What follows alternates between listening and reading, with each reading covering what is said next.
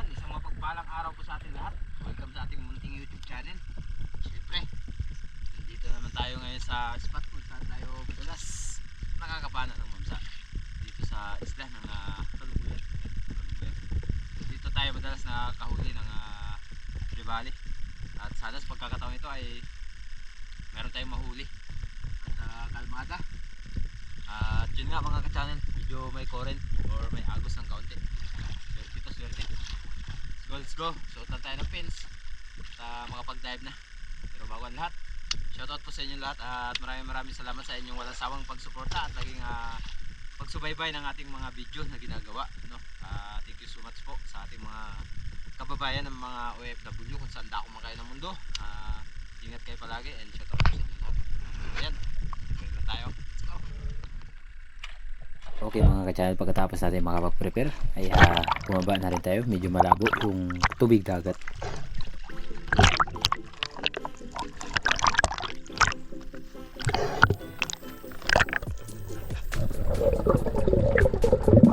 Unang pagsisid ang ating ginawa kung saan mayroon tayo nakitang isang diamond trevally, pero yun nga ay hindi binigay ang tamang pagkakataon, nang sa gayon ay matira natin.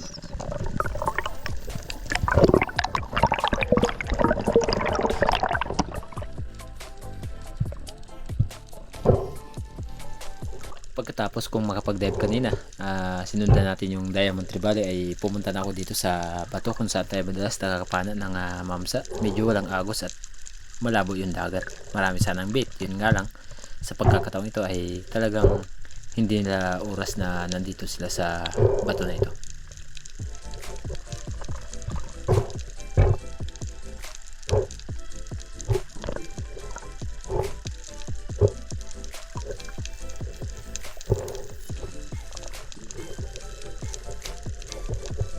Pero ganun pa man ay talagang sinubukan pa rin natin na babain yung bato. Baka sakali na pag drop natin dito at mag bottom ay biglang may sumulpot, pero talagang walang dumating.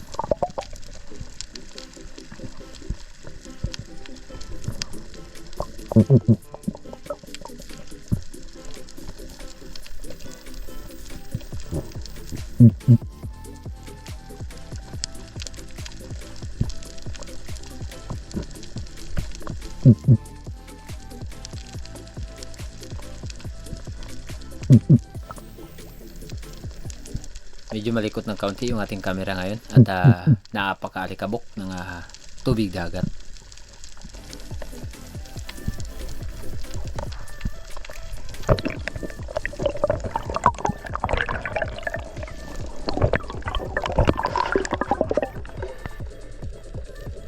Another pag-dive mga ka-channel dito sa spot na to kung saan tayo mayroon nakitang isang coral trout or lapu-lapu at dahan-dahan natin itong binaba at nagsagawa ng pagtira. At hindi naman tayo nabigo sa unang isda natin, isang lapu-lapu. Ayan, sa pool. Ayos. At ito yung kauna-unahan nating lapu-lapu.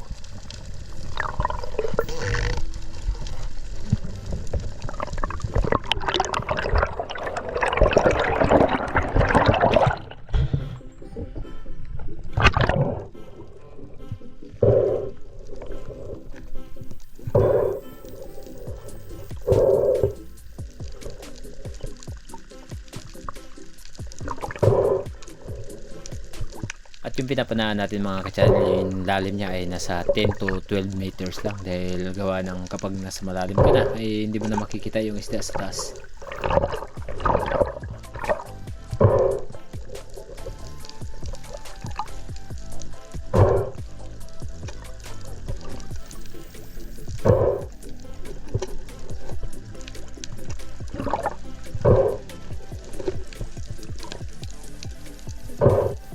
At dahil hindi ko na inugali na magkaroon ng isda dito sa ating baywang, gawa ng ang daming pating, tinuhog ko muna dito sa ating lubid.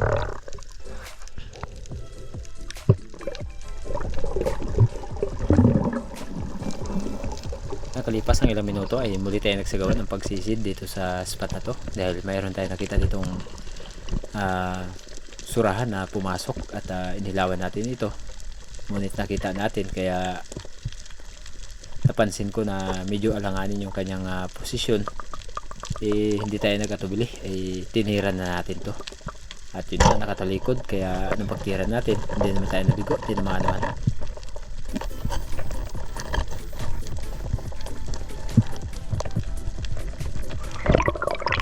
Ang problema, ang pagkila natin ay medyo bumalagbag at nahirapan tayo sa pagkuha. Kaya ang ginawa ko, umahon muna.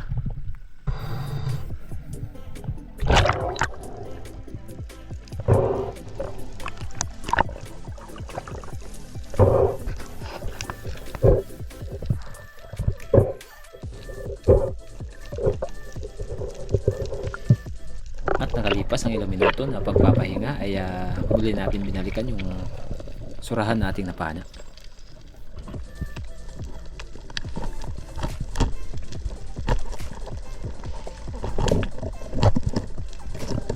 Medyo nahirapan tayo sa paghila, kaya ang ginawa ko ay inilawan at dinukot yung buntot ng surahan nang sa gayon madali natin itong matatanggal sa ilalim ng bato.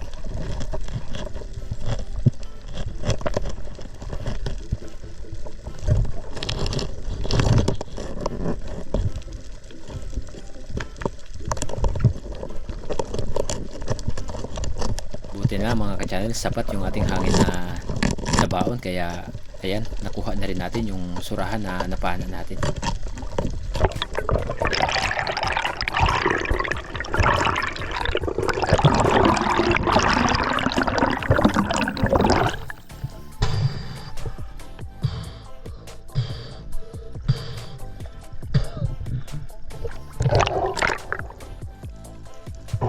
At buti na lang mga ka-channel ay hindi balagbag yung ating pagkakatira. Pero kung balagbag to ay talagang mahihirapan tayo nito. Buti na lang ay medyo barbecue.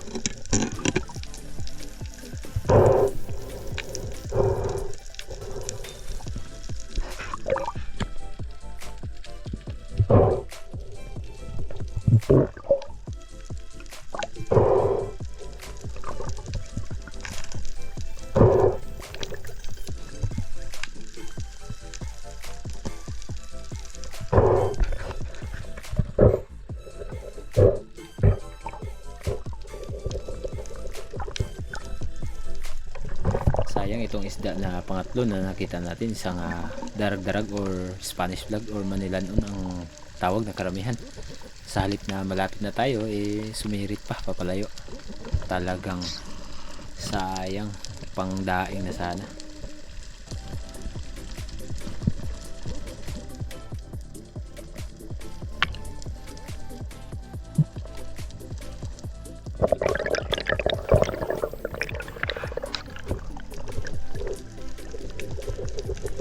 Muling pagsisid ang ating ginawa mga ka-channel, dahil mayroon tayo nakita dito tumakbo or nagtago na isang surahan at binaba ko ito, pero nung nasa ilalim na tayo, hindi ko napansin na nakatagilid na pala yung surahan, gawa ng medyo mahina yung ating light, kaya hindi natin agad napansin at medyo madilim yung ilalim.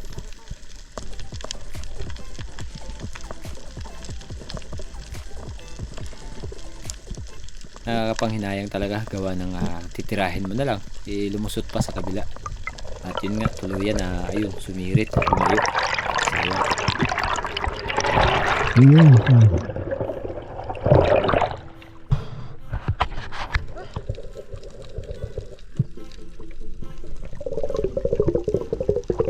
At dito sa unahan, kung saan hindi ganong kalayuan, saan tayo nakakita ng surahan, ay muling may nagpakita, good size na, kaya hindi naman tayo nabigo nung tinira natin to.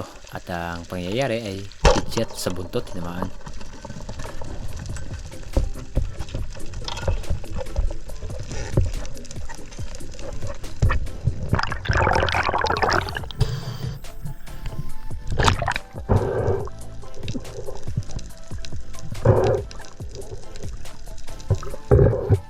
Sobrang ganda ng pagkakatama mga ka-channel. Kunti na lang ay makakawala na. Buti na lang ay matulis at double flapper tayo.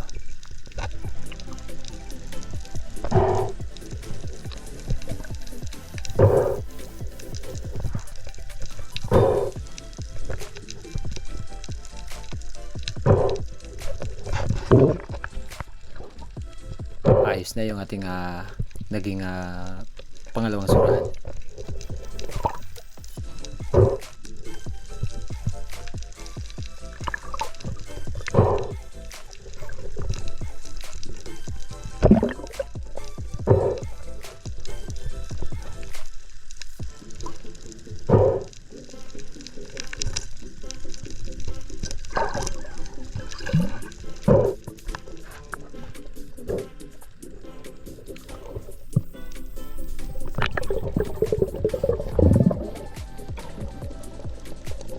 muling pagsisid mga ka-channel, surahan pa rin yung ating naging target dito sa spot na to. Good size pa rin yung surahan na to, nasa mga 600 grams yung kanyang laki, kaya akala ko ay hindi natin to matitira. Buti na lang, ayun, tinamaan ng pagtira natin. At umahon tayo, gawa ng medyo tumama sa gilid ng bato yung ating shop dahil sobrang lapit at sumabit. Pero ganun pa man ay katagalan sa tayo, matagal.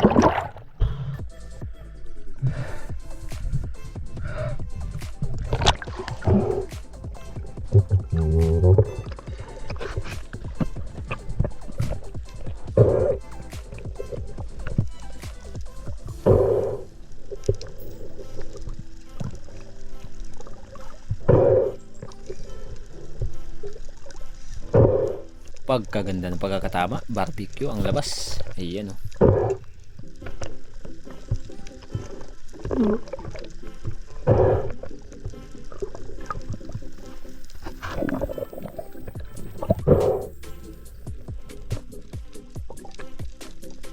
Okay mga ka-channel, dahil mayroon na tayong tatlong surahan, isang lapu-lapu. At syempre, subok pa rin hanggang sa tayo ay makarami.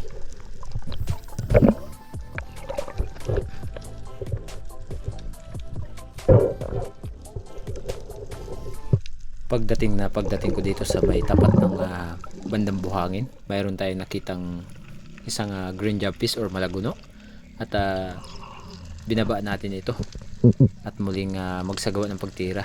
Hindi ko siya minadali, gawa ng nag-alinlangan tayo, gawa ng medyo may kalayuan, kaya hindi ko pinilit na siya ay tirahin. At ang ginawa ko ay nag-drop dito sa may buhangin, at ang pinaka epektibo na ginagawa ay maghagis ka ng buhangin para sila ay lalapit ng gusto.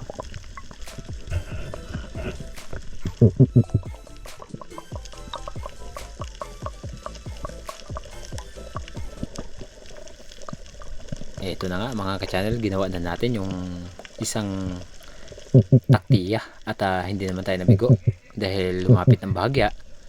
Medyo napababa nga lang yung ating pagtira, pero goods naman dahil tumagos yung ating shot hanggang monoline. Grabe, super power talaga yung mako mula kay Corsi Spearmaster. Shout out kay Corsi and Shama sa Beats, and lalo na kay Bro Gagang Rosco.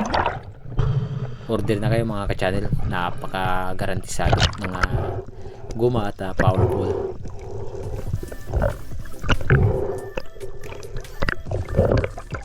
At sa lahat po ng gustong magpa-shoutout, paki-check na lang po sa dulo ng ating video kung kayo po ba ay kasali sa ating na-shoutout.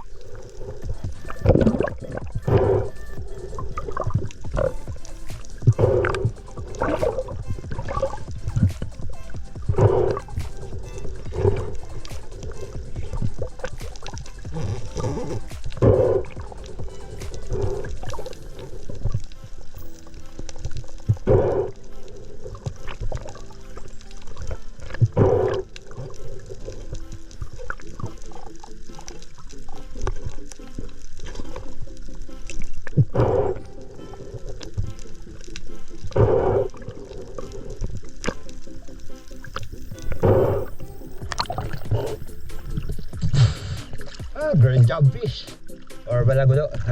Grabe taba, sarap to sa sinabaw. Okay, shout out Corsi.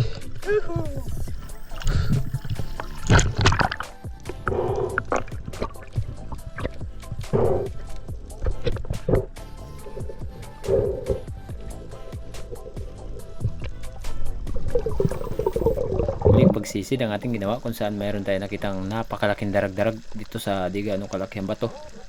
At yun nga, talagang lagi tayong bigo kapag ganitong mga bato yung pinagtataguan ng mga darag-darag, gawa ng madali lang silang makakalusot or tatakbo, papalayo. Ay hindi pala, lalangoy.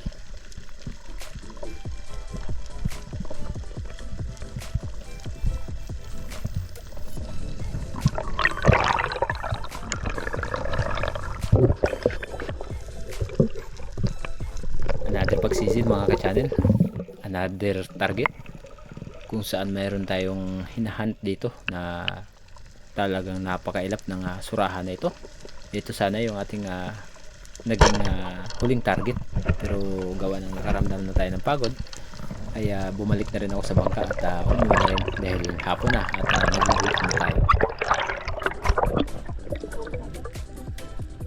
Ito yung naging biyaya natin sa araw na to. 3 surahan, 1 lapu-lapu, 1 green jobfish. Napakataba.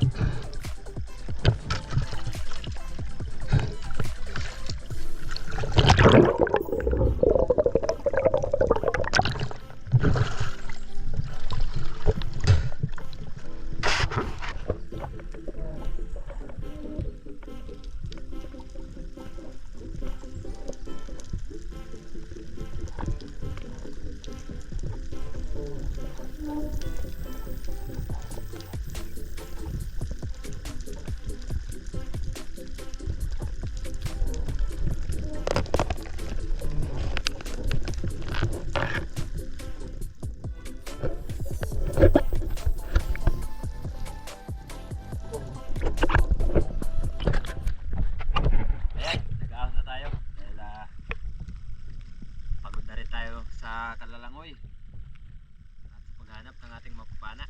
Pero ito yung biyaya na ating natamo sa araw na ito mga ka-channel. 3 surahan, 1 coral trout, tapos 1 green jobfish. Malagulo. Ayan.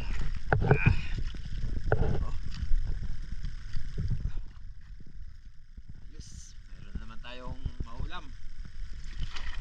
Okay. Let's go. Yo mga ka-channel. Uwi na tayo at anong oras na ito? Karamdaman na tayo ng pagod at gutom. Let's go. Meron na rin tayo maulam. Kahit pa paano. Tara.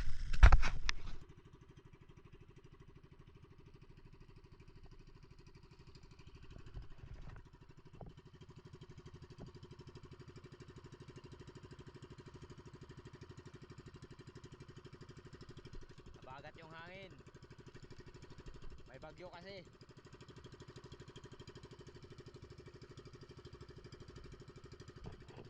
Ayun no. Ito na mga ka-channel yung ating piniritong surahan. Okay. At titikman natin kung gaano ba talaga kasarap yung inihaw o pinirito. Pinirito. Wow. Talagang yun nga lang. Dahil naubos yung kanyang taba. Ayan o. Napakasarap. At lutong-luto. Ayos, ayos. Okay mga ka-channel, balik na rin natin yung pinirito surahan. Ayan. O, kita nyo. Napakaganda ng pagkakaprito. Prito, ayos.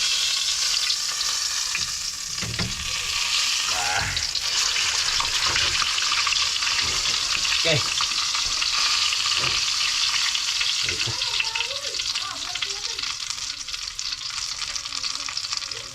Ayun mga ka-channel, nandito na tayo sa bahay. Hindi na tayo nakapag-video pag akyat natin. Gawa ng walang magbibideo sa atin. At yun nga, yung isda ay pinarte-parte natin. Yung nagpanday sa bangka ni Bay ay matagal lang naghihingi sa atin ng surahan. So pinagkaluban tayo ng surahan 3 piraso. Yung isa binigay natin sa kanya, tapos yung 2 iniwan natin para pang ulam. Tapos yung 1 green jobfish at lapu-lapu ay bininta. Dahil panggasolina natin. Ito yung surahan na naiwan. Yan, 2. Tapos prituhin natin yan. Gaya ng ginagawa ni Kuya Yoy. Ayan, nagpainit tayo ng mantika sa kawali. Sabi ni Kuya Yoy, kunting mantika lang daw. Ayan, kunti lang. Tapos ilulunod na natin yung ating prituhin na isda or surahan. Okay mga ka-channel. Umpisa tayong magsalang habang wala pang tugtugan. Ito. Ayan, lampas kaldero. Oh, kaldero, kawali. Lampas. Sobrang laki.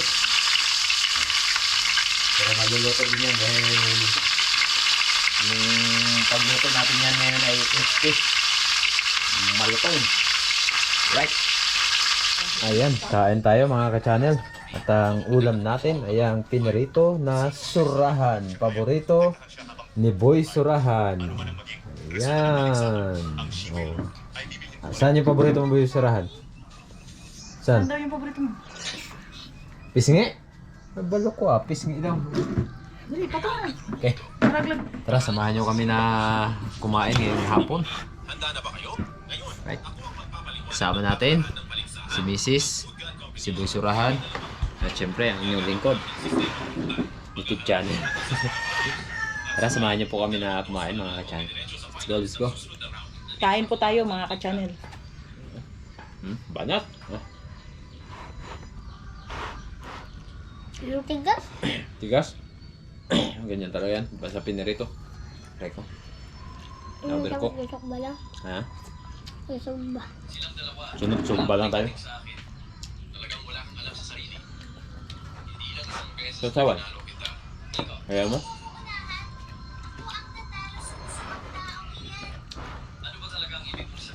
Yan. Naubos yung ano niya. Taba? Natunaw? Naging mantika. Ngayon tambok. Ngayon mo mantika. Sana mabunan ko na makasama ko si Kuya Yuchen. Natalunin ko si Kuya Yuchen. Mas matindi ba ang pagdarasa kung malalakay sa kay Mamita? Ang gusto ni Mamita, yun din ang gusto ko.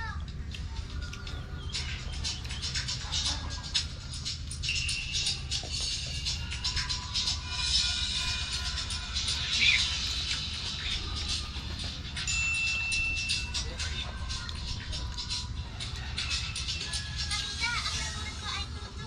Sino ang kasama mo? Saba ng surahan mga ka-channel.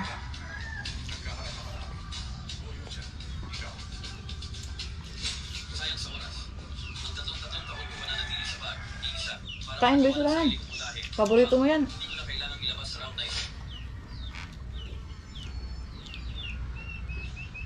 Ayoko pa rin makipaglaban sa iyo. Mas mabuti kung hindi ka maging kampante. Hindi mo na kailangan magpaalala sa akin. Magdasal ka na lang para sa sarili mo. Ang ganito, ang unang round ng baliksakan ay pagmumunahan na Feng Chua laban kay Kuya Yuchen. Sukuba laban kay Shufeng. May pasok ko hapon? Hmm? May pasok sa hapon? Hapon ay ano? Bukas? Linggo bukas. Wala? Kalaman isang pasok. Isang matinding laban. Yung dalawa ba naman, wala lang. Bakit? Aliw lang. Ako naman, curious. Bakit? Kung anong luto ang magagawa ng maliit na yan. Nangitim ka na sa dagat, hindi ka nang kaliligo. Tanungin mo si Papa. No? Ay Papa Dong, tanungin mo. Bakit hindi siya nangingitim na lagi siyang namamana? May dadbingkit? Hindi. Ano? Ito na talagang balat ko. Ikaw, maghapon ka lang na araw kalating oras ka lang naligo, nangitim ka na. Ibig sabihin, yung balat mo lokal. Hindi original. Inipin mo. Namatay siya dahil sa pagpatay. Ako na. Hmm? Kain. Ayaw mo na?